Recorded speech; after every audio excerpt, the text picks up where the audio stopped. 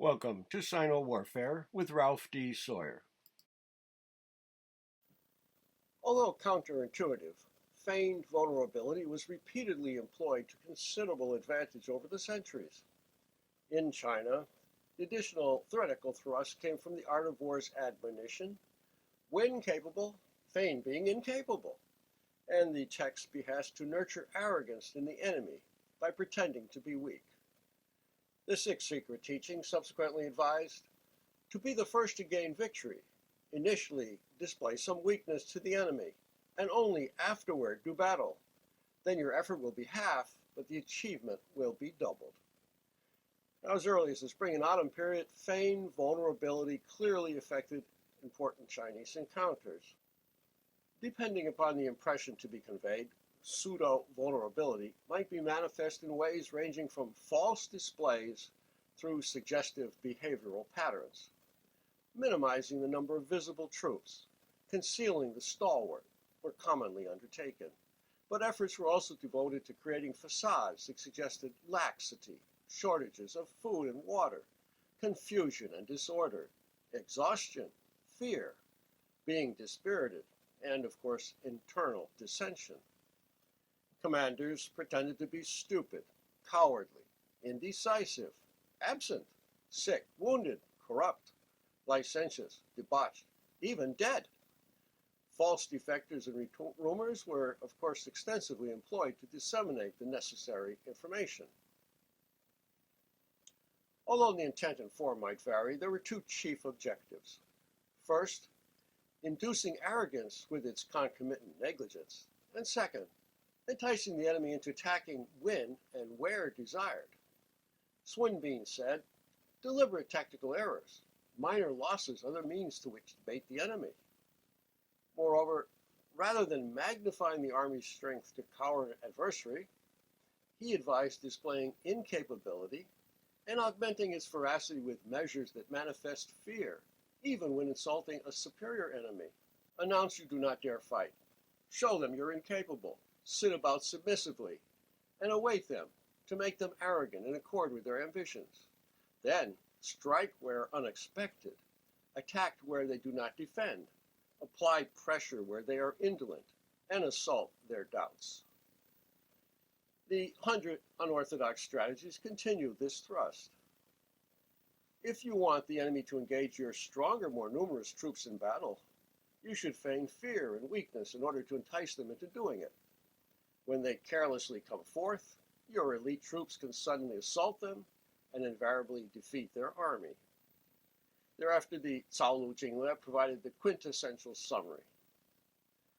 Generals who achieve victory in battle await laxity with the disciplined and fear only that the enemy might not be negligent in their preparations and that no exploitable fissures will exist, making it difficult to achieve their intentions. The Tao lies in causing the enemy to become lax. So when capable, display incapability. When about to employ the military, show not employing it. Because of the successive techniques that cause the enemy to drastically misperceive the strength and intentions of adversaries, the selection concludes by warning against becoming similarly entrapped. Nevertheless, perhaps somewhat optimistically, Chinese theoreticians believe that even the most astute and formidable can be deceived into movement or tricked into attacking. There are techniques even when the enemy doesn't have a perceptible crack that can be exploited. For example, display weakness in order to mislead them about what they can rely on. Manifest fear in order to mislead them about the advantages they enjoy. Show disorder in order to mislead their stupidity. Manifest stupidity in order to obfuscate their wisdom. In all cases, act as if your generals are incompetent and the army is incapable. Now, concrete suggestions for creating the appearance of vulnerability appeared as early as the Warring States period, and many of them are embedded within the 60 chapters of the Six Secret Teachings. However, one of the most quoted passages is, "Make an outward display of confusion while actually being well ordered. Show an appearance of hunger while actually being well fed. Keep your sharp weapons within and show only dull and poor weapons outside. Have some troops come together, others split up, some assemble, others scatter. Make secret plans, keep your intentions secret. Conceal your elite troops. If you want to take the western flank, attack the eastern one. Command defects. Although courage was never considered the defining virtue, Chinese military writers invariably deemed it essential for commanders. The Art of War's first chapter, Initial Estimations, advances the basic principle that field commanders should exploit flaws in their counterparts, as we discussed, such as by acting deferentially in order to increase their arrogance and their negligence. Although scattered, the text actually identifies several traits that can be exploited, and the classic military writings all adopt the principle of targeting leadership deficiencies based on the premise that, quote, the general is the supporting pillar of state. If his talents are all-encompassing, the state will invariably be strong. If the supporting pillar is marked by fissures, the state will invariably grow weak. As separately discussed, although the Six Secret Teachings includes 2 important chapters, Sun Bin provides the most extensive enumeration of the defects and errors of all the Chinese military writers who contemplated the subject. The general's righteousness correlates the requisite qualities with the adverse consequences that stem from their absence. Another chapter, the general's defeats, lists the defects that normally bring about disaster, such as arrogance, stupidity, being fearful, and being indecisive.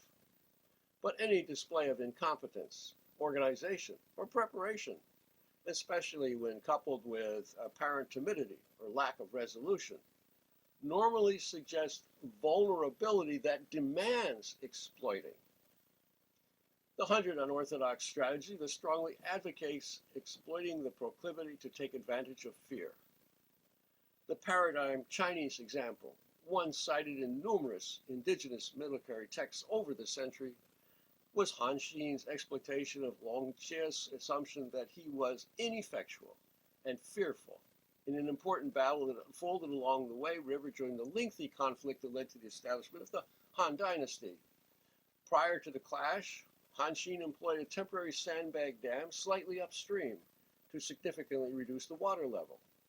Thereafter, one morning, he personally led half his troops in an amphibious assault across the river, before feigning being overwhelmed and fleeing.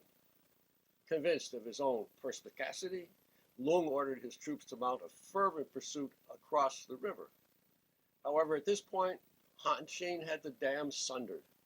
Just as in the Art of War's analogy of strategic power being like an onrushing mountain cascade, a wall of water came roaring down, bogging down and carrying away many of Lung's troops, as well as preventing the remainder, maybe about half, from crossing.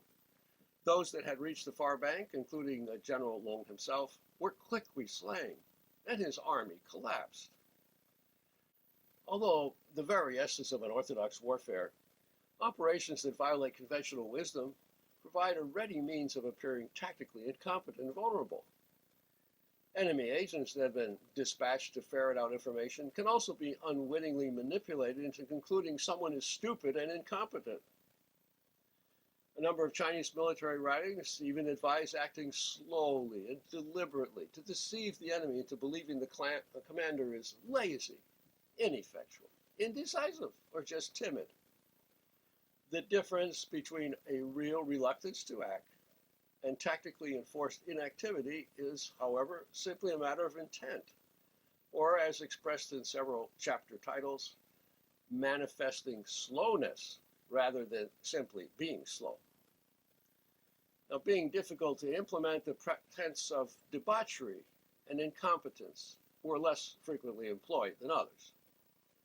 However, after being entrusted with responsibility for massive field armies, more than a few commanders became lazy and dissolute, so it wasn't totally unexpected.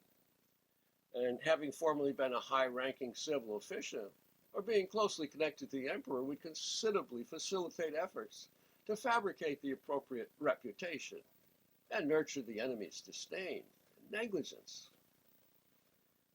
Another fundamental method that proved highly effective in prompting enemy action was the simple deceit of feigned weakness.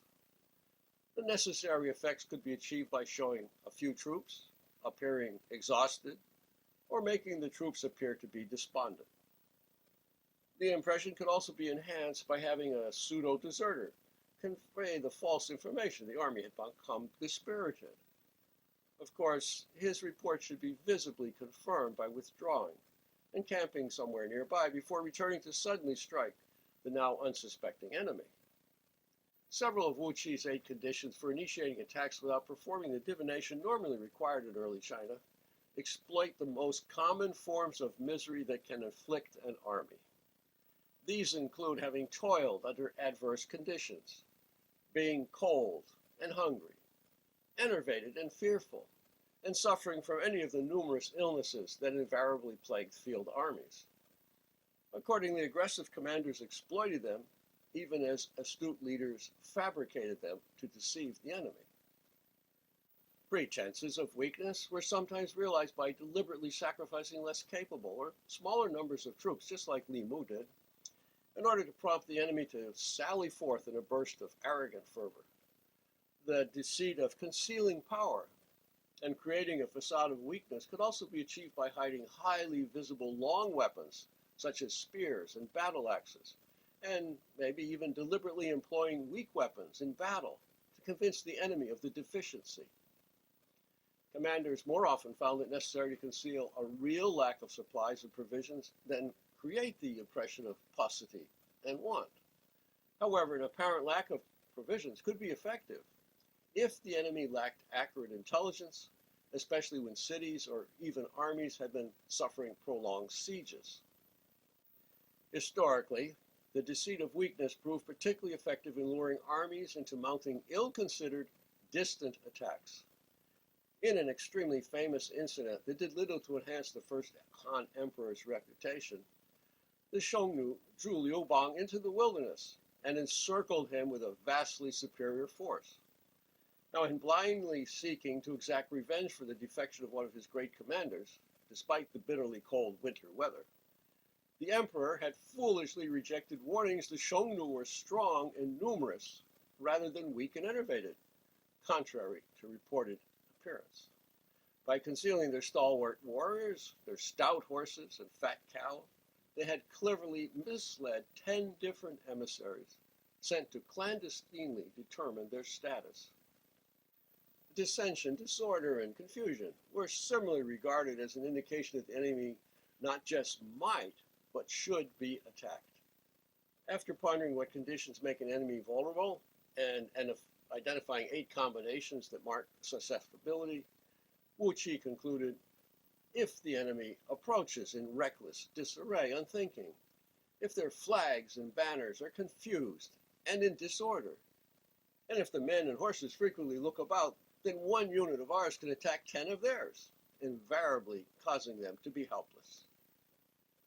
According to the 6 secret teachings, quote, after our 2 armies, in opposition to each other, deploy their armored soldiers and establish their battle arrays, releasing some of your troops to create chaos in the ranks is the means by which to fabricate deceptive changes. Many causes ranging from a lack of training through battlefield losses can produce disorder, but command brutality and dissension in the ranks were identified as early as the art of war.